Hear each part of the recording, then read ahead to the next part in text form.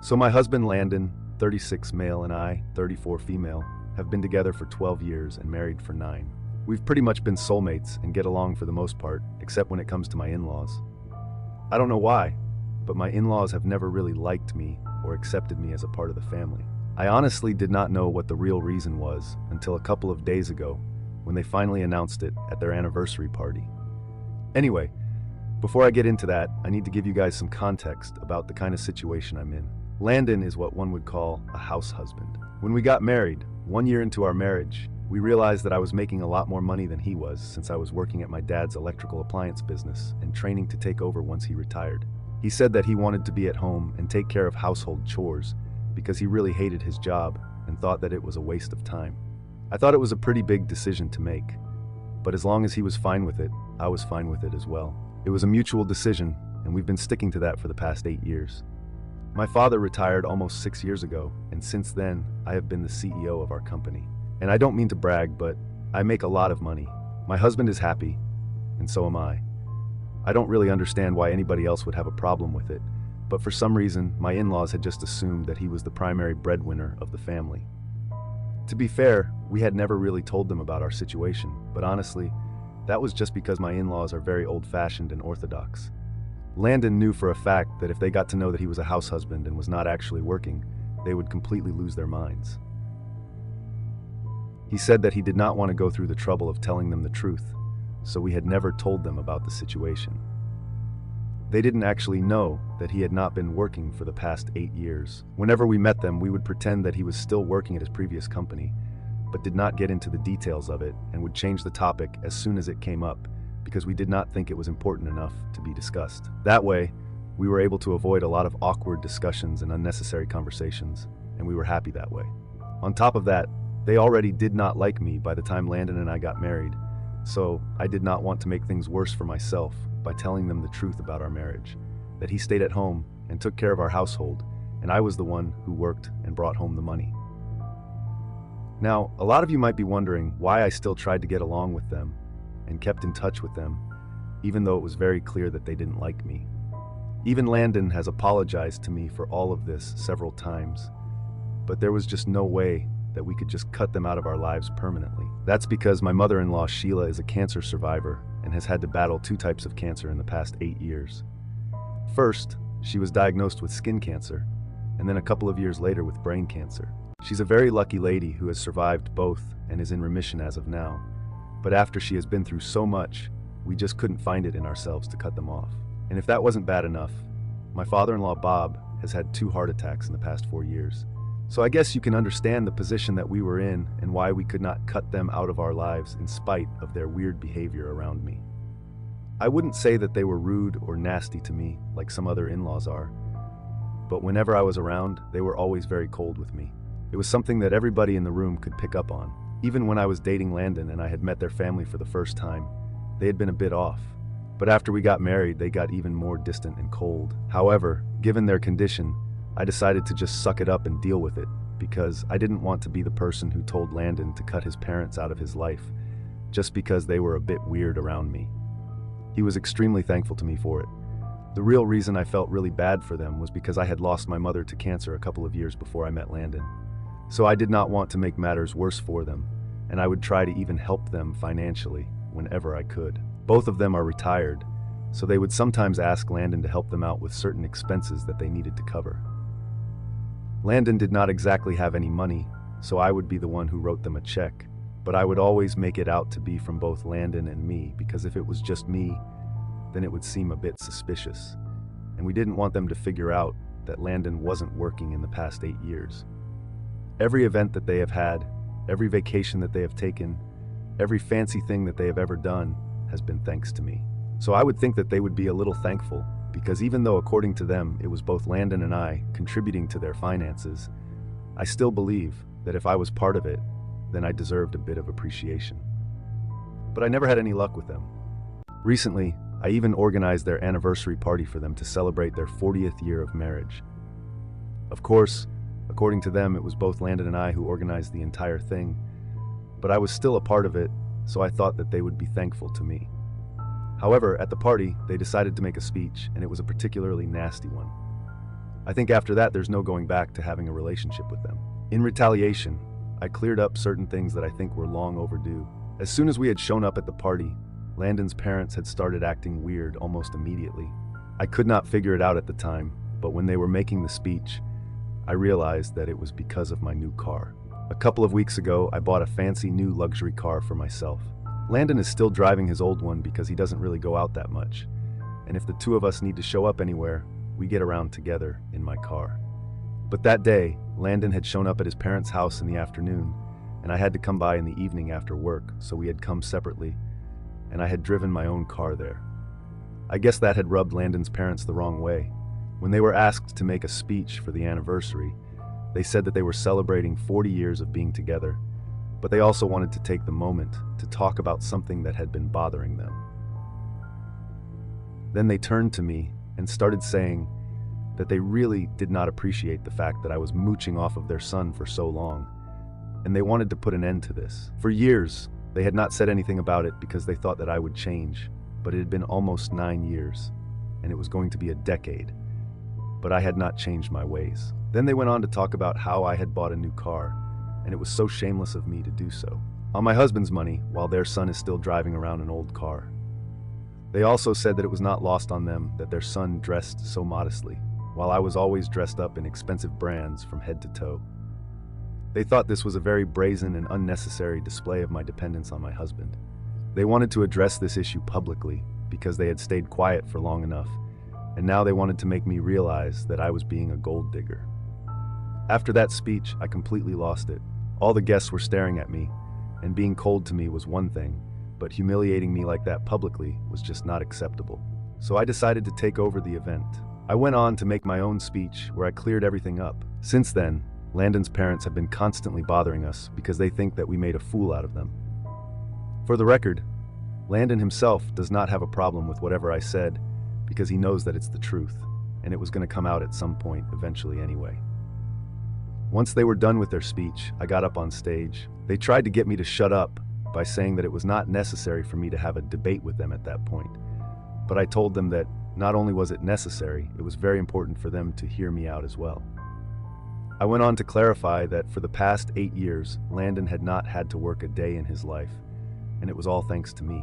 I told everybody in the family about the secret that we had been keeping from them for so long and said that Landon was actually a house husband, and I was the breadwinner of the family. So, contrary to what my in-laws believed, was actually financing them all along, and they had been ungrateful enough to make a horrible speech about me in public. I also told them that Landon wore modest clothes and drove an old car around by his choice, but nobody could ever accuse me of depriving him of anything or making him feel small like they had been trying to do to me. I said that maybe not telling them the truth about our financial situation was my mistake, but that probably would not have changed the situation. They still would have found a reason to hate me because, for the past 8 years, every time we helped them out with money, it had always been very clear that I had an equal part to play in supporting them. But even then, they were never grateful for it. We had lied to them, but it was for our own peace of mind because even before we started lying to them about this situation, they had still disliked me for no reason. Since the truth was finally out, I did not see any reason for me to stick around and get insulted by them anymore. Landon and I left, but before we did, we got a good look at everybody's faces in the crowd of people that were there. All the guests were disgusted by what was going on. Anyway, after we got home, it felt like a burden had been lifted off our shoulders.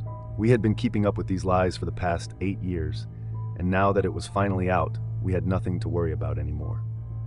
But the next day, Landon's parents called him up and told him that what had happened at the party was incredibly wrong. We had thought they were going to apologize or at least attempt to sort things out with us, but instead, they said we were horrible people for lying to them for so long. Even worse, they said I was a terrible person for making that humiliating speech against them and making them seem like bad parents. First things first, I do not think I made them seem like anything. I just held up a mirror to them. I might agree with the fact that we were wrong for lying, but honestly, what other choice did we have? If we hadn't lied to them, they probably would have made life a nightmare for us by constantly bothering us about our situation and harassing Landon to get a job. He wouldn't even be able to cut them off because of their illnesses, and we would have gone crazy with guilt if we did that. So, I can still justify the lying bit because they had already disliked me from the beginning, even before we did anything. But I can't understand why they had always hated me, even though they knew I was also contributing to helping them out financially when they needed it. All the checks we made out to them always had my name on them, along with his.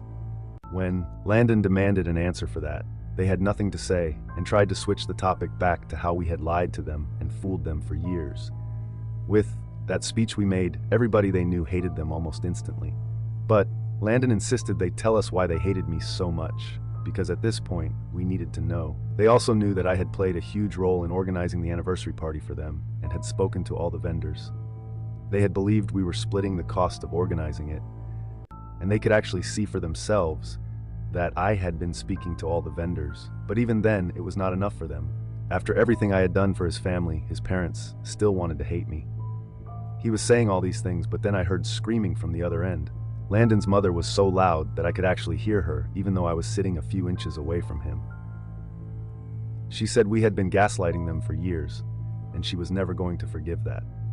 Now, because of my speech, everybody in their life hated them, and she was just disgusted with both of us. Then she hung up. Since then, they have been texting him a lot, saying we need to tell them how much money they owe us because they don't want to take any sort of favors from me. They wanted to return everything I had helped them out with so far, even if it meant selling everything they had. They said they had their son helping them, but if it was me, they didn't want it because I was a liar. Now I'm feeling weird about all of this, and I feel really guilty. Atia for lying to my in-laws about my husband having a job, and for making a speech at their anniversary party to expose the truth. Update 1. It has been 1 week since the party, and Landon and I decided it would be in our best interest to block my in-laws and move on from this. Clearly, there's no talking to them. There's just no reasoning with them because they just want an excuse to hate me. And that's it. They always disliked me. I'll still agree that we probably shouldn't have lied to them for so long, because that definitely made them feel very betrayed. But I don't think telling them the truth would have made them like me any better. So far, we had kept in touch with them, as I felt bad that they had to deal with so many illnesses, and I didn't want to take their son away from them. But now Landon has had it from them. He has been apologizing to me every day since the day of the party, and he thinks it's all his fault. I told him that he is not responsible for the actions of his parents. A lot of his relatives have also reached out to me to let me know that they stand with me, and that what my in-laws did at the party was not acceptable. Most people have cut my in-laws off, and I wouldn't say I feel good about it because they're just a lonely old couple, to be honest. I'm not going to encourage it because I still have a heart. No matter how I've been treated, I can't wish ill upon anybody, but I'm not going to go out of my way to discourage that either. It's people's personal choice whether they want to cut them off or not, and I'm not going to interfere with that. All of this has really frazzled my nerves, and I just want to stop thinking about this and move on with my life. Landon and I are planning to take a short trip to get away from all of this on the weekend. At least one good thing is going to come out of all this drama. We're going to use this as an excuse to get away from everything, have some time to ourselves, and process all of this. Update 2. A couple of days ago, Landon and I blocked B and Sheila everywhere. We left no stone unturned to make sure they wouldn't be able to contact us. Yesterday, we left in the morning for a short trip to the beach. But I just received a phone call from the alarm company saying they had detected somebody trying to break into our house, which had set the alarms off. I was instantly willing to bet my entire bank balance that it had to be Bob and Sheila. As soon as I received that phone call, I logged into the security cameras to review the footage, and of course, it was them. We noticed they had been standing outside our door, ringing the bell for almost 15 minutes before trying to get in another way. They managed to do so by doing the craziest thing. They broke the glass bay window in our living room to get in, using bricks they had brought along, probably for this particular purpose. I made a note of that so I could sue them later and get my money back, because it was a pretty expensive door to get installed in the first place. It was also very brave of them to try that, given their age and circumstances. Anyway, after that, they got in. They hadn't yet left when I received that phone call from the alarm company. While reviewing the footage, I realized they must still be in our house. I decided to call the cops immediately. I also informed my neighbor, who is a very good friend of mine, about what was going on. Within half an hour, the cops had arrived and escorted them off our property. Now the DA gets to decide whether they will be charged or not. They probably won't be because they're really old and can just act senile or something. But it really pissed me off that they did something like this. For now, I contacted my neighbor, and she managed to get someone to install a makeshift glass to replace the one that had been shattered. It's much cheaper than the previous one, so we'll have to replace it with something better as soon as we get back home. Mark my words, I'm gonna make sure Bob and Sheila cough up the money they've cost us. Not just that, I'm gonna demand every single penny back from them, because the way they're acting is really pissing me off. But Landon and I wanted to spend the weekend together, and we had already decided that nothing was going to stop us, not even their antics. So we're still spending the weekend here at the beach, and we'll deal with everything later once we get back to the city. Update 3. Just as I had expected, the DA dropped the charges against them, given their age. Landon told me that his dad is good friends with someone related to the DA, so that might have had something to do with it as well, which seems really unfair. However, I'm not going to pursue it anymore, since it's not worth the effort. Once we did a full sweep of the house, we realized nothing was missing, so it's not like they stole or damaged anything inside. To be frank, I didn't even know what they were doing inside, but I'm still going to send them a legal notice and have them pay me back for replacing the glass door. I've already sent them an email demanding they return all the money they owed us. They had made such bold claims earlier, demanding figures from us and insisting they didn't want to take a single dollar from me. Now, they can return the favor by paying me back everything I've spent on them so far. We calculated it, and over the past 9 years, they've accumulated almost $80,000. Now they're indebted to me until they return the full amount. I might have felt bad about this once, but after the breaking incident, I don't think they deserve my pity. Even Landon has said I'm doing the right thing, and I think I'm doing it pretty late. I've always tried my best to be kind and generous, but some people just don't deserve it. My lawyer told me that based on the footage, it's clear they were responsible for the damage to the glass door, so they'll have to pay to replace it. However, he's not very confident about recovering the rest of the money since there's no contract or legal documentation to prove anything. For now, I'll keep emailing them until they agree to pay it back, or until one of us gets tired, preferably them. Honestly, I don't need the money as badly as they do, but after all the humiliation I've faced, I'm not letting this go. Update 4. A couple of weeks ago, we sent a legal notice to my in-laws, demanding they pay for the replacement of the glass door. Honestly, the process was straightforward, and within 2 weeks, we reached a settlement. They paid the amount in full. The worst part wasn't the legal process, it was having to see them afterward. During the meeting with our lawyers, decorum had to be maintained, so they couldn't act out. However, once we were outside in the parking lot, it was anyone's guess what might happen. I figured they wouldn't have anything to say to us anymore, and we were about to leave. Landon and I had driven there in my car, the new one, and I should have guessed they'd have a problem with it. Sheila came up to me, spat on the ground near my feet, and told me to leave quickly, or I'd regret it. I was completely caught off guard. She said this is exactly what I deserved for humiliating them at their party, because now no one wanted anything to do with them, and it was all my fault. When Landon stood up for me and said this behavior was unacceptable, Sheila told him she didn't want to speak to him because he was just as nasty as I was. She called him a humongous loser who had no money of his own, so he had no right to say anything.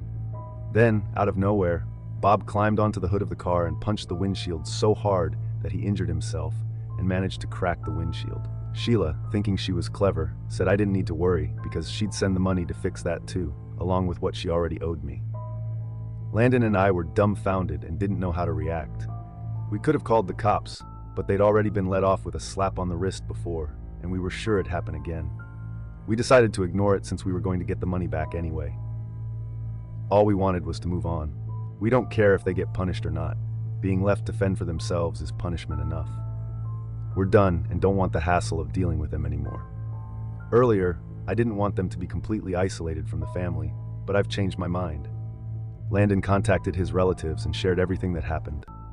He made it clear that if they were invited to any family gatherings, we wouldn't attend. Most people agreed and said they didn't want anything to do with Sheila and Bob anymore, especially after hearing what we'd gone through. The line has been drawn, and it won't be crossed again. Update 5. It's been almost a year since I posted, and something happened yesterday that I wanted to share. I'm pregnant. We found out a couple of weeks ago, and yesterday we decided to throw a party to announce it. This wasn't exactly planned, but it felt right, even though I'm almost in my late 30s. We're moving forward with the pregnancy, and everyone is thrilled. But guess who showed up uninvited? Sheila and Bob. They arrived an hour before the party was set to begin. When Sheila said she wanted to put everything behind us and start fresh because she was going to be a grandmother, I did something I'd been waiting to do for a long time. I spat on the ground and told her to get lost, just like she'd done to me a year ago, then slammed the door. They kept ringing the doorbell for a few minutes, so I opened the door again and told them that if they didn't leave, I'd call the cops. And this time, I wouldn't let them off so easily. They demanded to speak to Landon, but he came out and told them that since he wasn't an earning member of the family and was such a humongous loser, he wasn't worthy of any discussion with them. He told them to leave. Humiliated, they left. We're thrilled because now I can demand a restraining order. I'm pregnant and I won't risk anything. I don't want them in my life ever again, and I'll make sure of it.